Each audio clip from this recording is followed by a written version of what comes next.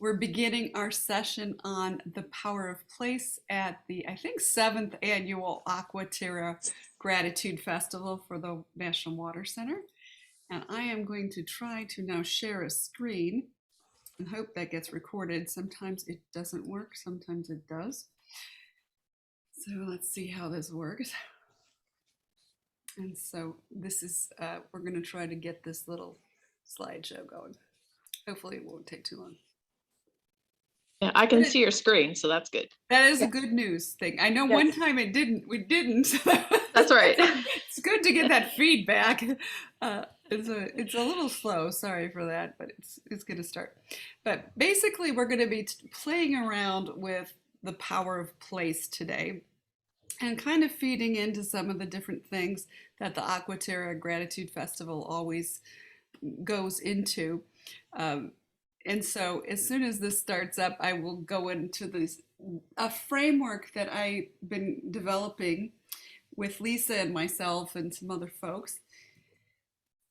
But I wanted to leave you with this quote to sort of start out our session with this idea from a quote from Rebecca Solnit from the book The Far Away Nearby. And she says, I told the students that they were at the age when they might begin to choose places that would sustain them the rest of their lives, that places were more reliable than human beings and often much longer lasting. And I asked them where they felt at home. Now this background behind it is supposed to be Eureka Springs. So hopefully that is actually Eureka Springs. I just sort of did a search on the internet for it. Looks a little bit like it. So for some of you, the place that you'll be working with today could be Eureka Springs. It could be somewhere else. And we're gonna, if this thing moves forward, let's see. This is not going fast today. Okay. What I'm doing, my work with sustainability has been going on for like 20 years, and I have my own ideas about how sustainability and regeneration work. And to me, one of the things that we need to do to actually make it more effective is to take the power of consciousness and the power of place and the power of time and start to work with those in new ways. And to me, the intersections of those different kinds of powers that we have as individuals and a society create different things. For instance, the intersection between consciousness and place can create sacred space. And between consciousness and time is expanding the positives in our life. And place in time is regenerative cycles, which is where permaculture and things like that happen. And then overall, when we start to intersect these and we expand the positives of all of these different aspects, we create a legacy that is brighter and more positive for the future. And that's really what I'm trying to do in my very small way today with you as we collaborate. And we're going to move in today to just focusing on this power of place. Now, if you've been listening to anything I've been doing in the last several weeks, 6 weeks, we've been talking about whole brain thinking. So I've been to connect place and whole brain thinking, which is a kind of consciousness. We're working with these same ideas of leadership, connection, creation, and survival. And we're going to be doing that with our little visualization, which is what we're going to do next. Now I am going to stop my video so that you don't see me, and then you can just relax. Hopefully it will stop my video and not everybody's. There we go. I don't want to be a distraction to you as you do your visualization. So what I would suggest that you do right now is to close your eyes if you feel comfortable in doing so. And we're going to do a bit of a visualization about place. And I'm going to be focusing on these different aspects of our connections to place. So I would like you at first to just take a few deep breaths to kind of calm yourself, to center yourself in the space, in the place where you're at now. Of course, if you're Nina, you might be thinking Jupiter, but you can go ahead and try to get into Aurora in our case. And just notice how you feel in the space that you are now. and what you appreciate and the gratitude you have for the particular place where you find yourself right now. Just allow yourself to connect to the earth in a kind of grateful way. See if you can send a little gratitude through the soles of your feet into the earth and just send this positive energy just to kind of connect yourself with the place where you're at. Just take a few deep breaths. And I want you to start thinking about a place that is important to you. It can be something that's calling to you in the next year, some place that you feel. It could be where you're at right now. It could be a different place, but some place that you might be able to make a positive impact with in the next year. And we're going to start with thinking about the survival needs of that place. And I'm just going to focus on 3 aspects of survival from an eco standpoint. And this is kind of goes along with what Jerry was talking about with Beaver Lake, is there any place in this place that you're imagining right now that might need some cleaning up? That maybe there's something toxic there that could use some cleaning up? And is that something that you're being called to be attentive to in the next year? It might not be. I just want you to sort of feel how clean, how safe is the place that you envision living and working in the next year, or somehow being devoted to.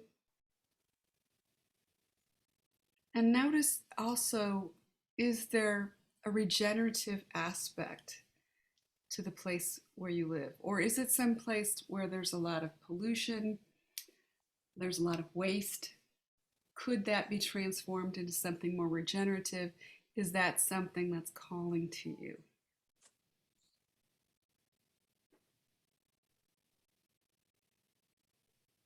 You just kind of let yourself feel an answer to that.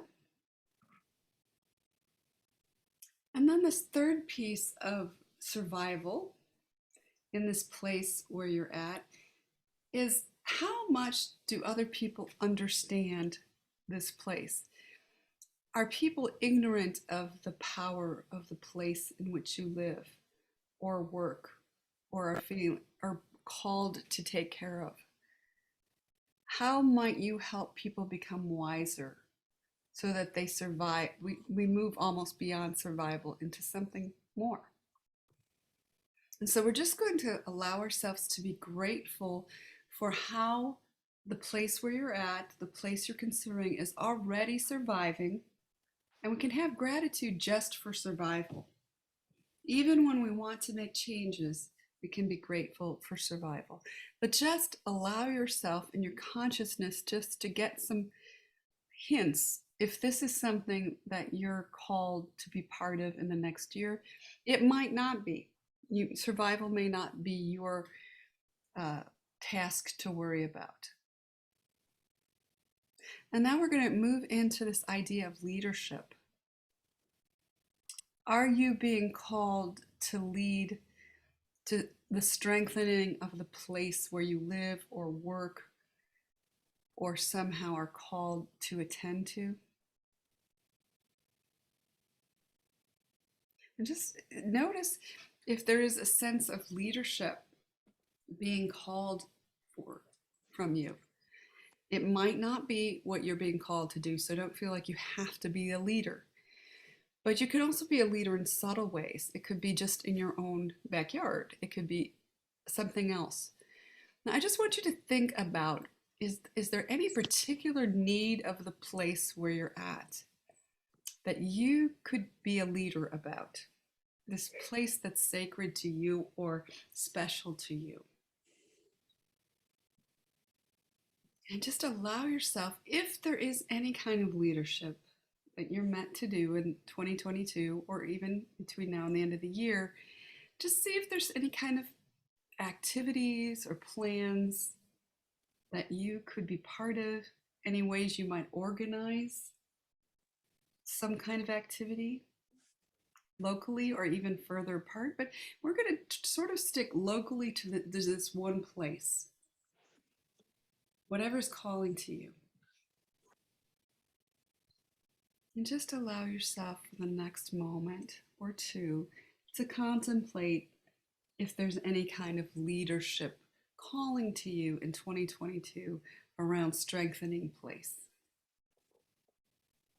I know Jerry's already got this whole thing figured out, so I don't even know if he needs this, but he's got some great ideas. But for the rest of us, let's just allow ourselves to be surprised with this. Now, these two things that we've just talked about, survival and leadership, are more left brain. They tend to be the thing that's a little bit more action oriented in a linear way. Now we're going to move into the more of the right brain pieces of the power of place of creation. So we're going to move into how do we create something new to strengthen the place where we're at, or even flow with what's already there. So I just want you to allow yourself to notice, is there anything that you could create that would strengthen the place where you live, strengthen a place that's important to you? Is there anything you could take part in that's regenerative, that takes part of a cycle of time? It might not be something that you can do immediately, but it's something that begins a cyclical pattern of renewal.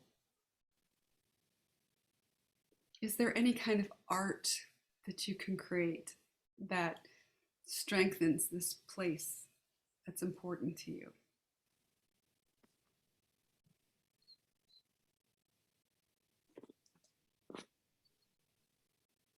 And again, this may not be something that's calling to you in the next year, but just be open, not just today, but in the next couple days, and see if there's something creative that wants to come through you with respect to strengthening a place in this beautiful world in which we live. And then this final piece of the power of place that we're going to explore today is connection. And what I'm going to suggest today is, if there's a particular place you love or you want to take care of or you feel called to take care of in 2022, is there any way that you could expand the power of that place so that it's not only just affecting the health of that place, but maybe that place expands the power of other places to be healthy and renewable? Can you save life in your locale in a way that also might be a role model of how to preserve and save life somewhere else? Can you connect what's going on in your place with something that's going on in another place? And of course, Lisa's already doing that by living in Washington and working with the Water Center. But there might be some new ways that all of us can do that. But it's just feeling connected to the place that you're thinking about, as well as other places. So you may not have that calling in 2022 to do anything with that, but it's just another option of how you can strengthen place. And we have about a minute and a half more that I'd like to let us just sort of contemplate the strengthening of place and almost clear your mind of everything I've just suggested to you. And just allow yourself again to feel your feet connecting with the earth. And just notice if you get anything rising from the earth that gives you a little bit of a nudge for one of those different parts of strengthening place. Are you here to help something survive in 2022? Are you here to lead something in 2022? Are you here to create something new or to keep building upon something in a creative way? Are you here to connect? And just see if there's any kind of nudges towards a particular kind of strengthening. And now, just for these last moments, as we think about place, we can also allow place to strengthen us. So, whether it's the place you live or it's even a place that's not where you live, but you feel called to help with that, allow that place to send you energy right now. Allow that place to strengthen you. Because there's this interconnection we have between strengthening place and strengthening ourselves. And just let your imagination rise up. Let all your worries go away.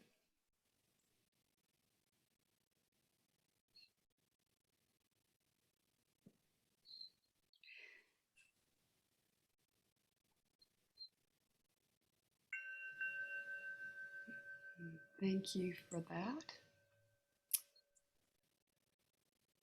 So you can just open your eyes whenever you feel ready. I don't know why it's not letting me do that. Okay, let's see. I think I have to come back to be able to move this. Now it's not letting me do that. Oh, there it goes. I don't know why it wasn't doing it. So we just finished that. So here's just some examples of place-based goals. You might have gotten something in this lovely little visualization we had. You might have not. But so to me, these are just examples, and we'll talk about whatever came up for you in just a moment.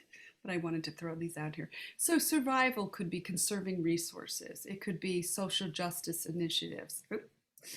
It could be adapting to climate change or mitigating against climate change. Leading could be leading an earth healing project, a community endeavor. It could be creating a business or nonprofit. Some people are motivated to do that in the next year, so that's their leadership. For other people, it might be creating eco art. I'm kind of on that realm of things, doing some things that I'm doing. Others of you I know are working in permaculture and sustainable energy. Jerry, you're kind of doing everything. you're dabbling in all of this. And then some of you might be, we might go as far as saving some species in your locale. Being a haven for, down the line, I think being a haven for environmental refugees is going to be important. It's already there if we really look around what's going on in places around the world. And then connecting to other places. So these were just some basic ideas I had to talk about today. Now here's my thought. Now I thought about sending this out to you ahead, but I think what I'll do is send this out to you after today, because I thought, like, if we did this, it's going to be way more than 30 minutes if we go through all of these different ideas of coming up with 5 ideas for leading with the power of place, or let's see, 5 ideas of surviving with the power of place, or creating or connecting. So what I'm going to do is send you the PDF of this, because I made a PDF of this. I'll actually send it to Lisa probably to have her give it out. And then you can do this on your own. But I would suggest right after this session, if something came up for you that was different, that was new, that you hadn't thought about when it comes to the power of place for you, feel free to jot that down now. I also am doing a little shameless plug, I have to say, about a New Horizons workshop that I'm doing. This is part of it. This is not the whole of it. It's going to be an hour-and-a-half session on December 12th. And it's $50. And part of the reason I'm even mentioning it is I'm going to give 20% of that to anyone who signs up. Will go to the water center. So it's $10, but it's something. So anyone who chooses to sign up, $10 of that will go back to the water center. That's my little gift this year to the water center, is to give something with that. But I also wanted to say that regardless of whether you would sign up for that class or not, I'm actually doing a whole bunch of prep for the class already. We've done creating a prosperity map, islands of strength. This next week, we're going to be working about body wisdom. And what we're going to be doing with that, just as an example of what we're doing, is we're going to be imagining ourselves doing what we want to be doing next year and writing that from a body perspective to use it to create an action board for next year. And we're going to be trying to do this environmentally.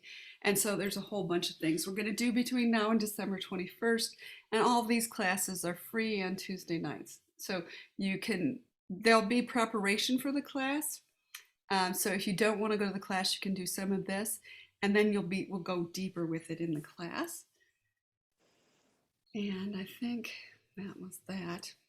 So I'm going to stop the share and just talk a little bit. We've only got 4 minutes, so we don't have a lot of time to talk. But if something came up for you guys about the power of place, I thought we could chat about it just now and see if anything came up for you. And then the other thing I wanted to mention is this doesn't necessarily have to be about you. It can be collective. It can be about an organization. So just be open to that as time goes on. Any thoughts? I know this is thrown a lot at you in 10 minutes or so.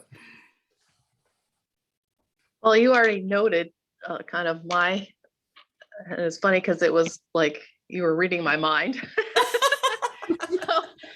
Because both places are coming up for me, both the Pacific Northwest and Eureka Springs area, and they are connected. And so, on the quad, so there was something probably in all 4 of those quadrants for me. Mm-hmm. Probably creating was probably number 1 actually for the next year, and then number 2 was leading, I think. I don't know specifically what those look like yet.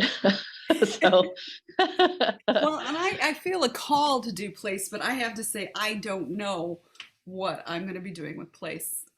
I was on a sustainable board here, as Nina knows, and because of the pandemic, I've done nothing with place except my own yard. So it may be. Well, that's something. It's something. I have lots of birds. That's all I can say right now. Tons of birds and squirrels. And I saw a fox the other day. So there's all kinds of animals. And so I'm keeping animals alive, but I really don't. I feel like something's going to call me with the power of place in the next year, but I'm probably more in that creative quadrant too. I don't know about leading for me. I feel like I'm in the right brain quadrant of connecting and creating in the next year. But there's still the survival mode, because that's the motivation, I think, for me, is knowing that we need to survive. We need to do some of these creative things. And so Jerry was talking about everything that we were doing the power play. He didn't need this because he's already got stuff going with all those areas. But I don't know if you had any other insights as you were listening to that or thinking about. Anybody else had any other thoughts? This presentation, it's just wonderful, at least from my perspective. Oh, thank you. I mean, you have a gift. I have talked about before, at least one that I can see. And it fits beautifully on a much higher level than the things that I'm working on. Connect, create, survive. By the way, the financial reset is imminent now. I do not know if you follow. I do not know if you follow it, but it is absolutely imminent. Now, how we're going to survive through this, I do not know, but we will try. Well, there's a lot going on financially for sure. I know I was reading Paul Krugman this morning, and he was saying that our inflation right now is actually very similar to what happened in 1947 and 48 after World War II. So to not compare this to the 70s, because we're really more of a situation of almost like coming out of a war. But we did have, of course, some different problems with debt too. So it's going to be interesting to see what happens. I know I've got Bitcoin and gold, but I don't know that that's going to save me. Gold will save you. I think a little gold doesn't hurt right now. But I also think that my bigger concern is just continuing to work on the earth, because yes, it's not going to matter what the economic system is if we don't have an earth to live on. So it's just beautiful. I mean, it brought so many things together to me, and all in one picture. Extremely powerful. Thank you. Thank you. Would you be willing to share that with us or not? Sure. I think you're going to get the PDF of it. And to me, it's just the beginning. Um, I have a whole bunch of things that I want to pull together in the next year that come from all of my experiences, not just as a sustainability person, but as a meditator and someone who's trying to do creative things. And all of you have a lot of creative things and science and art and you were a soldier, Dina. So I mean, you have a totally different thing than me, who's like a wimp. But you understand what that world is like of protection and security. So every person here has so much to bring to the table. You have your Bell Labs experience, Alex. Lisa has so much with, well, you were also West Point teaching, and now you're in the Pacific Northwest. Jerry, you lived on a boat for a while. That experience is pretty cool. And you guys are doing great things with the Water Harmony Center. So I think it's just a very exciting, I think there are bright new horizons on the next year, but there's also conflict, as there always is. As systems change and there's radical change required to move into a more healthy earth, there's going to be people holding back against it. So as there are. So it's a tumultuous time. But that's to me where the whole meditation piece comes in, is you have to just keep centering yourself and saying, okay, well, I'll do what I can do. I'm not going to get caught up too far into the future. And I almost even thought, well, to me, there's a power of time, but in my sort of spiritual concept, time doesn't exactly exist either. But so it's one of those things that it exists, but it doesn't. So we're kind of in shamanic world. We dream the world into being. So there's a sense of being in a dream, but it's a dream that we're part of. So we get to influence that dream and create that dream in our own way. And I think that's a power that we have over time, and to create new exciting horizons for ourselves. And that's what I want to be part of. And that's what the Water Center is part of. It's exciting to be on the board of that. It's exciting to be connected to Eureka Springs when it's so far away from Aurora. And then, of course, I keep looking at Jupiter behind Nina. I think, well, that's even farther away. But time is also something to be fearful of, because if we don't do certain things right away, we are going to have a very hard time surviving. Yeah, and I think it's not going to be us per se having. I mean, we may have a hard time, but our grandchildren and their children is going to. I mean, it's already, we're seeing difficulty now.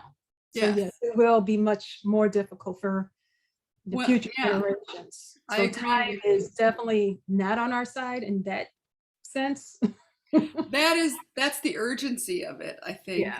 And then the other piece is, none of us have forever to live in this body. At least we aren't going to live. So we have a time that we're here to do something, and so we don't want to live with regret. I think that's the thing. We want to be people who've made a difference in this time of transformation. And I want to be on the side of regeneration versus on the side of complete destruction. So I think that's the piece for me. Is like, I want to be on the right side of this stuff. And I think all of you are on that side of doing regenerative work. And I'm grateful to be connected to all of you and to be inspired by all that you're doing. And so I want to tie back to the gratitude part of the Aqua Terra. And thank you for giving me a chance to just share my ideas today and go along with this kind of a little crazy. You're going to live for a long time. Med beds are coming. Well, I hope that the vaccines I've gotten are going to help me and not hurt me. Med beds will help you more. Now, what is that? Med beds will help you more. Okay, well, I'm going to see what happens. I think expanded consciousness might help.